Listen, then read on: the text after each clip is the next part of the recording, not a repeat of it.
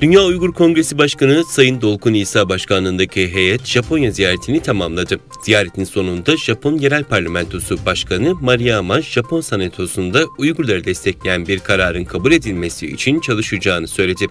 Özgür Asya Radyosu'nun haberine göre Doğu Türkistan'daki toplama kampı mağdurlarının da aralarında bulunduğu heyet, pazartesi günü Osaka'da yerel milletvekilleri tarafından düzenlenen bir tanıklık toplantısına katıldı. Salı günü Japonya Ulusal Meclisi'ndeki bir toplantıda Dünya Uygur Kongresi Başkanı Dolkun İsa bir konuşma yaptı ve Japon milletvekilleriyle hükümetini Çin'in Uygurlara yönelik soykırımını durdurmak için harekete geçmeye çağırdı.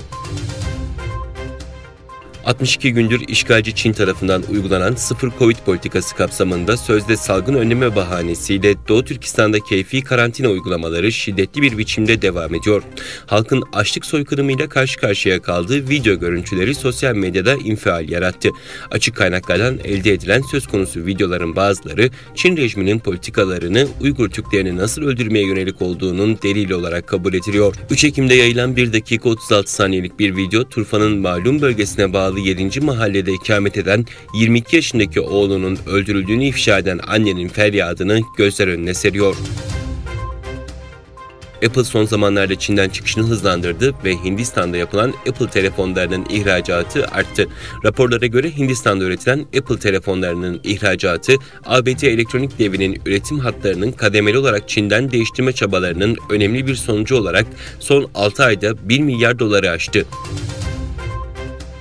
Fransa Uluslararası Radyosu'nun haberine göre Çin Dışişleri Bakanlığı Sözcüsü Alman parlamento heyetinin Tayvan ziyaretini protesto ederek Tayvan Çin topraklarının ayrılmaz bir parçasıdır sözlerini tekrarladı. Alman heyetinin başkanı Wiss ise Çin'in abartılı bir şekilde tepki verdiğini söyledi. Alman parlamentosuna yer alan 6 partinin milletvekillerinden oluşan 6 kişilik Alman heyetinin 2 Ekim sabahı Tayvan'a gelerek sıcak bir karşılamayla 5 günlük bir ziyarete başladığı bildirilmişti.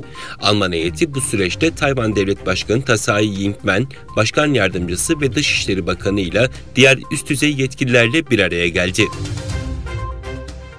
Voice of America'nın 5 Ekim'deki haberine göre Çin, Kırgızistan ve Özbekistan arasında 20 yıllık müzakerelerin ardından Çin, Doğu Türkistan, Kırgızistan ve Özbekistan üzerinden Avrupa'ya demiryolu projesi resmen başladı. Geçtiğimiz ay Özbekistan'ın Samarkand kentinde düzenlenen Şangay İşbirliği Örgütü zirvesinde demiryolu anlaşmasına varıldığı bildirildi.